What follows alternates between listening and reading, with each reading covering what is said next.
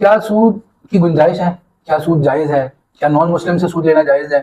ये सवाल आज सोशल मीडिया पे उठ रहे हैं और लोग डिस्कस कर रहे हैं और कुछ फतावा को मिस इंटरप्रेट किया जा रहा है। देखिए, सूद कुरान और हदीस में जब हम देखते हैं तो सूद अल्लाह ताला से ऐलान जंग है। सूद लेने पर अल्लाह के नबी सल्लल्लाहु अलैहि वसल्लम ने लानत फरमाई है। सूद का एक दिनार जो है ना उसको बहुत बड़े गुनाह से 77 टाइम ज़्यादा बताया गया है और सूद जो है उसको कौमों की तबाही का ज़रिया बताया गया है। इसमें यहाँ पर कोई हमें क्लासिफिकेशन नहीं मिलती कि सूद किससे लिया गया है, नॉन मुस्लिम से लिया गया है, मुसलमान से लिया गया है। सूद कहाँ पे लिया गया है, इस्लामिक कंट्री में लिया गया है, नॉन इस्लामिक कंट्री में लिया गया है। इसलिए ज़माना कदीम से अब तक मेजॉरिटी ऑफ स्कॉलर्स इस बात पे मुत्तफ़िक हैं कि सूद हर हाल में गुनाह है। जैसे कि शराब पीना कहीं पे भी पी जाए, किसी जगह पे भी पी जाए और किसी से भी लेके पी जाए, वो गुनाह है अपनी जगह पे। और भी गुनाह जो है वो मैटर नहीं करता कि वो किसके साथ हो रहे हैं, गुनाह गुनाह ही होता है। लेकिन जो जो कुछ एक डिस्कशन किया जा रहा है कि सूद जो है वो दारुल हर्ब में हर्बी के साथ जायज होता है, तो पहले इसको समझ ले कि दारुल हर्ब का मतलब होता है कि वो मुल्क जो इस्लामी मुल्क से जंगी हालत में हो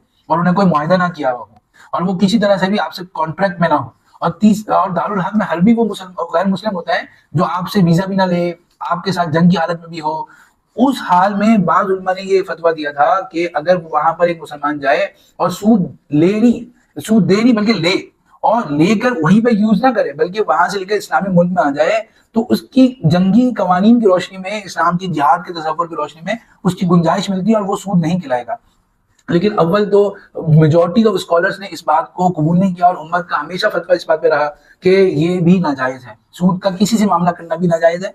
और दूसरा ये कि अगर हम इस इख्तिलाफ को ले भी लें तो आज के जो बैनुल अक़वामी लॉज हैं वो जिस तरह चेंज हुए हैं और इंटरनेशनल कम्युनिटी जिस तरह बनी है, तो उसमें दारुल हर्ब शायद ही कोई मुल्क हो। और तीसरा ये है कि जो है अगर उसको देख भी लिया जाए तो जो कंडीशन उन उलमा ने लिखी थी आज उनको फुलफिल करना भी मुश्किल है, तो इसलिए। और तीसरी बात, अगर जो है ना उन कंडीशन को देख भी लिया जाए तो इसमें इख्तिलाफ की वजह से शुबा आ गया।